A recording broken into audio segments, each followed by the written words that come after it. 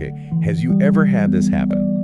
You're walking downtown, the sun's setting, the streetlights are starting to come on, and you certainly think, wow, this feels just like a movie.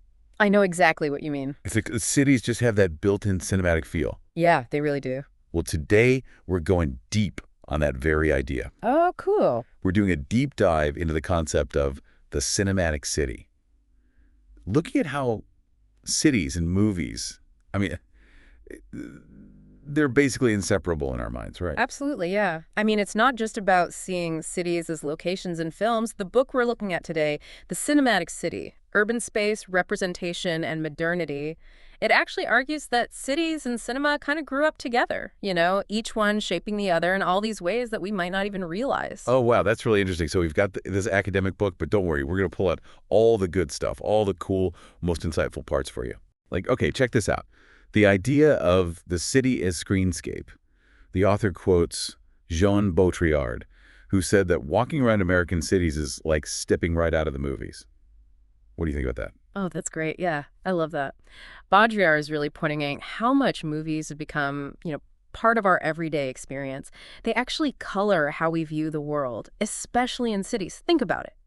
Cities are visually so dense. There's so much going on. They're always moving, full of all this spectacle. It's almost like a movie happening in real time, right in front of you. So it's not just that we film cities for movies, but that we started to see cities through that lens of cinema. Right. Whoa, it's like it makes you question what's actually real and what's just something you've seen in a movie. Exactly. And that's a big part of what the book calls mutual influence. Early cinema, with its jerky movements and those street scenes, it actually mirrored the speed and kind of the fragmented nature of city life. So it captured that energy, but then it also reflected that back on cities, and that started to shape how people actually perceived them. So they were influencing each other right from the beginning, like a feedback loop of inspiration. Exactly. Wow. As film evolved, well, cities evolved too. Think about those huge old movie palaces. Oh, yeah. They had a huge influence on architecture. Or think about how movies have created these urban myths and legends that we all know. Totally. So this back and forth, it's actually essential if you want to understand the modern city. Okay, that makes sense. Now, the book also has this quote from Charles Baudelaire about how modernity is all about, well, it's like the transitory, the fleeting, the contingent. And I know that's kind of poetic, but how does that tie into all of this?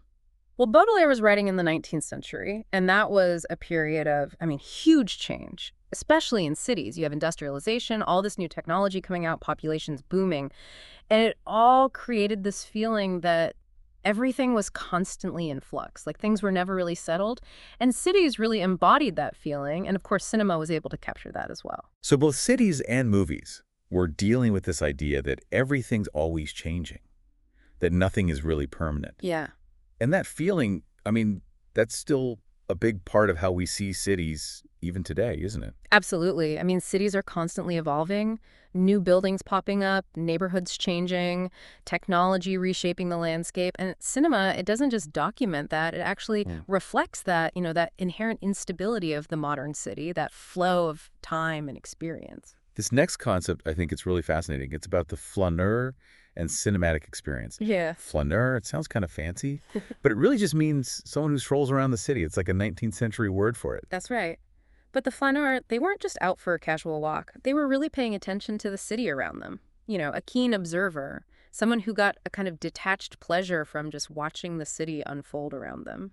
So like that friend who just wants to sit at a sidewalk cafe for hours and people watch. Mm-hmm. Exactly. And the book actually connects the flaneur to the modern moviegoer because both are experiencing the city, whether it's real or fictional, as this kind of spectacle, this flow of images and feelings. So going to the movies is kind of like taking a guided stroll as a flaneur, even if the city is totally made up. That's a great way to put it. And here's another interesting idea the book has. The flaneur, with their detachment and their love of just looking, they might have actually been like a prototype for the modern consumer. Wow. Someone who finds pleasure in just visually consuming the city. So the flaneur was like the original influencer. Uh-huh. Well, maybe not exactly. Okay, but that's a really interesting connection. It makes you think about if our love of movies is maybe tapping into something deeper about how we actually experience the world around us. It definitely raises some questions about how cities, movies, and what we as viewers want to see all kind of come together. Yeah. And that leads to another interesting duality the book explores. the city as both utopia and dystopia. Oh, yeah. We've all seen those movies, right? Mm. The gleaming, futuristic cities that seem full of promise. And then you have those gritty, crime-ridden underworlds. It seems like cities in film are often one or the other. What's interesting is that it reflects how people actually felt about cities during the rise of modernity. Oh, really? Yeah. On the one hand, cities represented progress, opportunity, a place where your dreams could come true. But then on the other hand, they were also seen as these places of alienation and danger, where those same dreams could be crushed. And movies play with both of those visions, right? It's great. Like, you have Metropolis with that classic dystopian city, and then something totally different, like a more utopian future in a film like her. Exactly. And this back and forth between utopia and dystopia isn't just in science fiction either. Film noir, for example, it uses those dark, shadowy streets to tap into the anxieties of city life. But then romantic comedies, they often show the city as this playground for love and adventure, highlighting all the excitement and energy. So it's like the city itself becomes a character in the film, Hmm. embodying both the hopes and the fears of modern life. Precisely. And by exploring these totally opposite visions on screen, it actually gives us a deeper understanding of how complex the city really is, its contradictory nature. Yeah. It makes us think about, well, what kind of urban future do we want to create? That's such an important point, Mm-hmm. because it's not just passive entertainment, right? Mm. We're actually engaging with some pretty big questions about how we live and what kind of cities we want to live in. Exactly. And that's just the start of what this book has to offer. Yeah, there's a lot more to unpack. Well, we've just begun our deep dive into the cinematic city. We've covered a lot of ground, but there's still so much more to explore. Stay tuned. You know, it's funny. We always think about going to the movies as this purely visual experience, right? All right. But this book, The Cinematic City, it actually pushes back on that. It introduces this really interesting concept of the haptical city. Haptical city. Okay. How can a city, even one on screen, be like haptical? Isn't it all about what we see? Right, and that's where it gets interesting.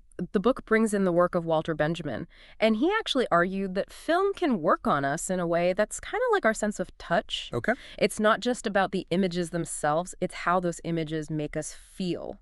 Physically, how we get immersed in that cinematic world. Okay, I think I'm starting to get it. It's not just about watching. It's about, like, feeling the city through the film. Like, think about those really intense chase scenes. Yeah. Or those shots of a crowded market that make you feel like you're right there in the middle of it all. Exactly. And remember, cities themselves are full of sensory experiences. The noise, all the people, the smells, the energy. And cinema, especially when it's focused on the city, it kind of recreates all those sensations and even amplifies them. So it's like the film is almost an extension of the city itself, Yeah. letting us experience those same sensory overloads, but in a way that's more controlled, more heightened. The book even has this quote from Maurice Blanchot. He asks this question, and it really makes you think. What happens when what you see seems to touch you with a grasping contact? Like he's really trying to get at that way that film can affect us so deeply, not just in our heads, but physically and emotionally too. You know, we talk about films being moving or touching all the time, Right. but I never really thought about it on that level before. It's like a gut feeling. This is making me rethink how I watch movies, honestly. It's a powerful idea, and it really emphasizes that deep connection between cities and cinema, because they both work on us in this way that involves all our senses, creating these experiences that go way beyond what we just see. So we've talked about the city as this screenscape, the way film and cities have influenced each other, how modernity shaped them both, that fascinating Flanner figure, and even this mind-bending concept of the haptical city. I mean, where does all this leave us? What's the takeaway for someone who's like, never thought about cities this way before? I think the main point is that looking at cities through the lens of cinema, it gives us a whole new understanding of them. Okay. It's not about saying cities are just movie sets, but it's about recognizing how deeply intertwined they really are with film. They've shaped each other, and they continue to affect how we experience both the real and the imaginary urban world. It's like imagine putting on a new pair of glasses and suddenly seeing all these connections and layers of meaning that were always there, but you just couldn't see them before. Oh, I love that. A new pair of glasses to see the city. It makes me wonder, what city in your life feels the most cinematic and why? Ooh, that's a tough one. Hmm. I think for me, it's probably New York City. Yeah, good choice. It's not just because it's been in tons of movies and it has all those famous landmarks. It's more about that energy you feel there, the diversity, how huge it is. Every street corner feels like it could be a movie scene just waiting to happen. New York is a great choice. It definitely has that larger-than-life quality. For me, I think it would have to be Paris. It's just a city so full of history and romance, and that architecture is just stunning. And those streets, they're just begging to be explored. It's like a living movie set. It's really interesting how our own personal experiences and our memories, they shape how we see cities through that cinematic lens. Totally. And that's what makes this whole concept so fascinating, I think. It's not just about the films themselves. It's about how they influence how we see and experience real cities, and then how those ideas, they come back around and influence how we actually shape cities and live in them. It's this whole interconnected loop. And it's a loop we'll keep exploring in our future deep dives. We might even take a closer look at some of the iconic films and directors that are mentioned in the Cinematic City. Oh, I'm definitely looking forward to that. But for now, we want to hear from you. So what city in your life feels the most cinematic to you? Tell us about it on social media. We'd love to hear your pics. And what gives those cities those movie vibes for you? And the next time you're walking around your own city, try putting on those cinematic glasses we were talking about. Oh, yeah. Notice how the light hits the buildings, how all the city sounds create a soundtrack, how people move around like extras in a scene. I like that. Yeah. You might realize that your everyday life is actually more cinematic than you thought. Right. Who knows, maybe you'll even start to feel like the star of your own urban drama. Uh-huh, yeah. That's a good image to leave everyone with. Until next time, keep exploring those cinematic cities, both the real ones and the ones in our imaginations.